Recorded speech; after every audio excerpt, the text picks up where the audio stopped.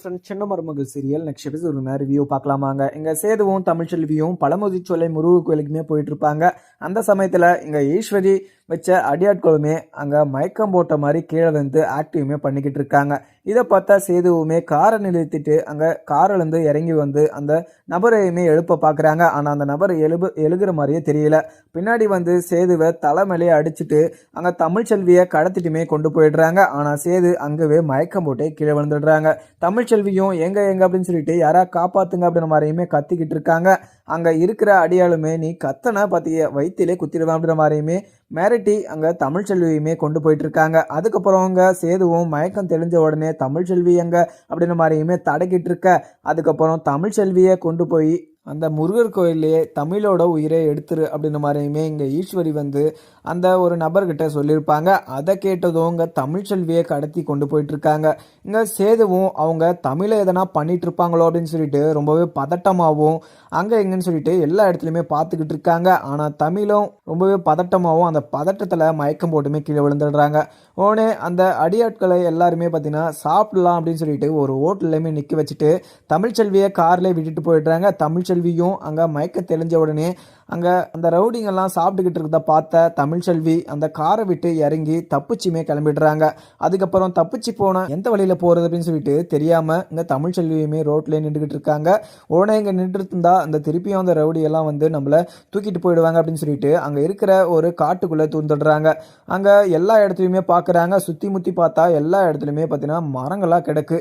அதுக்கப்புறம் இங்கே தமிழ்ச்செல்வியும் அங்கே பார்த்தீங்கன்னா ஓடி வந்ததில் கால் வலிக்குது அப்படின்னு சொல்லிட்டு கொஞ்ச நேரம் உக்காந்துடுறாங்க. அதுக்கப்புறம் ஏற்கனவே இங்கே ராஜாங்க வீட்டுக்கு அங்கே சாமியடி அம்மா அப்படின்ற மாதிரி ஒருத்தர் வந்திருப்பாங்க. அந்த சாமியடி அம்மாவும் அங்கே இருக்கிற மூலிகையெல்லாம் அறுத்துட்டு போகலாம் அப்படின்ற மாதிரியுமே வந்திருப்பாங்க. இங்கே தமிழ்ச்செல்வியை பார்த்ததும் அந்த சாமியடி அம்மாவுக்கு உடனே இங்கே தமிழ்ச்செல்வி இங்கே என்ன பண்ணுறா அப்படின்ற மாதிரியுமே முழிச்சுக்கிட்டு உடனே இங்கே தமிழ்ச்செல்வி கிட்டேயுமே போகிறாங்க. தமிழ்ச்செல்வி வந்து அங்கே சாமியடி அம்மாவை பார்த்ததும் தமிழ்ச்செல்விக்கு அப்போ தான் பார்த்தீங்கன்னா கொஞ்சம் நம்பிக்கையே வருது.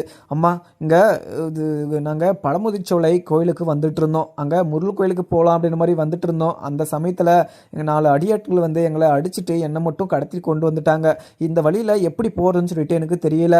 ஆனால் நீங்கள் தான் என்னை காப்பாற்றணும். அங்கே சேது மாமாவை வேற அங்கே ரோட்லேயே அடித்து போட்டுட்டாங்க. அவருக்கு என்ன ஆச்சுன்னே தெரியல அப்படின்னு சொல்லிட்டு அங்கே சாமியாடி அம்மா கிட்டேயுமே இங்கே தமிழ்ச்செல்வி கெஞ்சிக்கிட்டு இருக்க. உடனே இதை சாமியாடி அம்மாவும் இதை கேட்டுட்டு தமிழ் என்ன சொல்லிக்கிட்டு இருக்க, அங்கே சேதுக்கு என்ன ஆச்சு அப்படின்னு சொல்லிட்டு இங்கே நிற்க வேணாம், இங்கே நின்றா மறுபடியும் அந்த இது ரவுடி பசங்க இங்கே வந்துடுவாங்க, நான் என்னோட இடத்துக்கு நான் கூட்டிகிட்டு போகிறேன் வா அப்படின்ற மாதிரியுமே கூட்டிகிட்டு அவங்க ஊருக்குமே கூட்டிகிட்டு போயிடுறாங்க. அதுக்கப்புறம் தமிழுமே போகிற வழியில் அம்மா நீங்கள் சேது மாமாவோட உயிருக்கு எந்த ஒரு ஆபத்தும் வந்துடக்கூடாது, அவரை நான் காப்பாற்றணும், உங்ககிட்ட ஒரு வேண்டுகோளை மட்டும் வச்சுக்கிறேன், அவருக்கு எந்த ஒரு காயமோ ஒரு அடியும் படாத மாதிரி எங்கிட்ட வந்து சேர்த்துடணும், அவருக்கு ஒன்றுமே ஆகக்கூடாது அம்மா அப்படிங்கிற மாதிரியுமே அங்கே சாமியாடி அம்மா கிட்ட சொல்ல, சாமியாடி அம்மாவும் தமிழ் நீ எதுக்குமே கவலைப்படாத, சேதுக்கு எதுவும் ஆகாது, ஏன்னா சேது ரொம்ப தைரியசாலியுமே கூட, ஏன்னா அவன்கிட்ட யாருமே நெருங்க கூட முடியாது, அவனுக்கு எல்லாமே அந்த முருகரே துணையாக இருப்பார் அப்படின்னு சொல்லிட்டு அங்கே சாமியாடி அம்மாவும் இங்கே தமிழ்ச்செல்வியை சமாதானம் பண்ணி கொண்டு போயிட்டுருக்காங்க.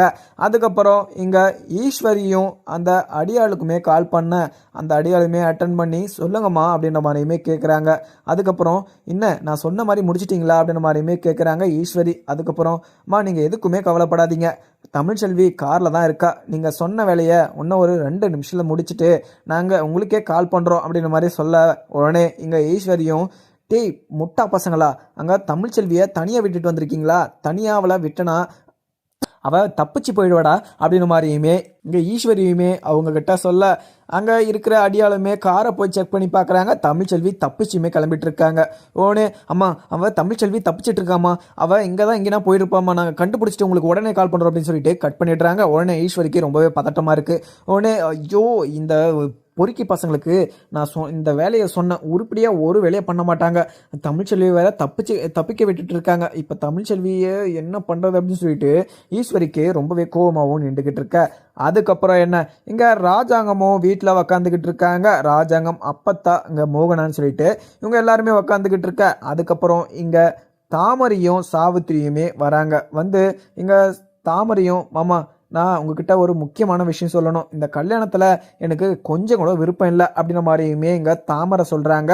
அதை கேட்ட ராஜாங்கமும் கொஞ்ச நேரம் யோசிச்சுக்கிட்டு நின்றுக்கிட்டு இருக்க உடனே, தாமரை நீ என்ன சொன்னாலுமே அதை நான் கேட்க போகிறதில்ல.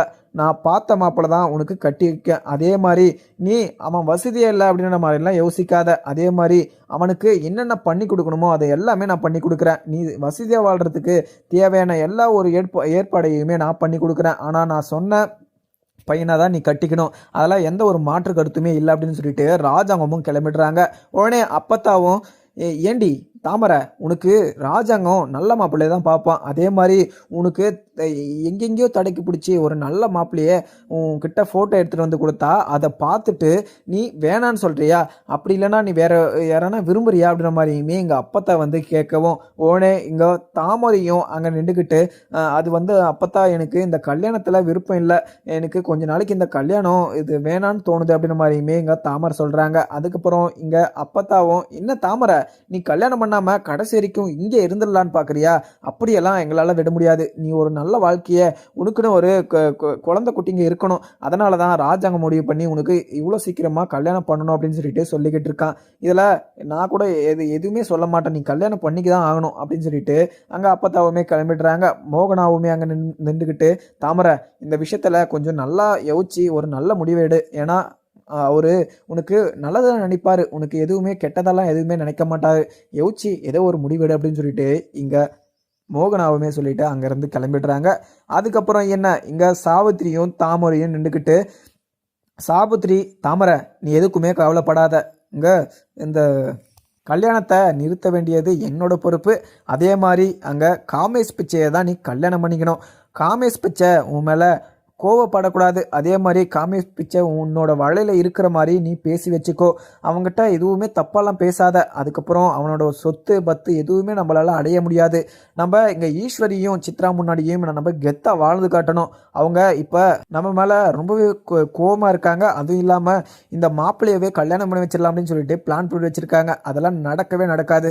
இங்கே நீ காமேஷ் பிச்சையை தான் கல்யாணம் பண்ணுற, அதே மாதிரி நீ கோடீஸ்வரியாக ஆகிற, அதை என் ரெண்டு கண்ணால் பார்க்கணும் அப்படின்ற மாதிரியுமே எங்கள் சாவித்திரி வந்து தாமரைக்கிட்ட சொல்லிடுறாங்க.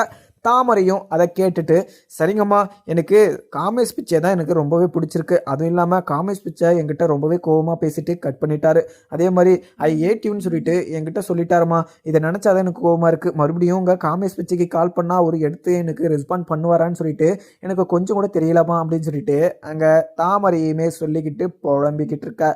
அதுக்கப்புறம் இங்கே தமிழ்ச்செல்வியுமே அந்த சாமியாடி அம்மா கிட்டேயுமே உக்காந்துக்கிட்டு இருக்காங்க. இங்கே சேதுக்குமே கால் பண்ணுறாங்க. சேதுக்கு கால் பண்ணதும் சேதுவுமே ஃபோன் கையில் தான் வச்சுக்கிட்டு இருக்காங்க. அட்டன் பண்ணதும், தமிழ் எங்கே இருக்க, தமிழ் உனக்கு ஒன்றும் ஆகலை அப்படின்ற மாதிரியுமே கேட்குறாங்க. எங்கே எனக்கு ஒன்றும் ஆகலைங்க, அங்கே காரில் கொண்டு போயிட்டு இருக்கும்போது எங்கள் ஒரு ஹோட்டலில் நிறுத்தினாங்க, அங்கே யாருக்குமே தெரியாமல் நான் தப்பிச்சு வந்துட்டேன். அதே மாதிரி அங்கே நம்ம வீட்டுக்கு சாமியாடி அம்மா வந்துட்டு இருந்தாங்கல்ல, அவங்க கிட்ட தான் இருக்கேன், நீங்கள் அவங்க வீடு தெரியல உங்களுக்கு, அங்கேயே வந்துடுங்க அப்படின்ற மாதிரியுமே தமிழ்ச்செல்வி சொல்லிட்டு கட் பண்ணிடுறாங்க. அதுக்கப்புறம் எனக்குன்னு பார்க்கலாமா? வீடியோ பிடிச்சா லைக் பண்ணுங்கள். Thank you friends.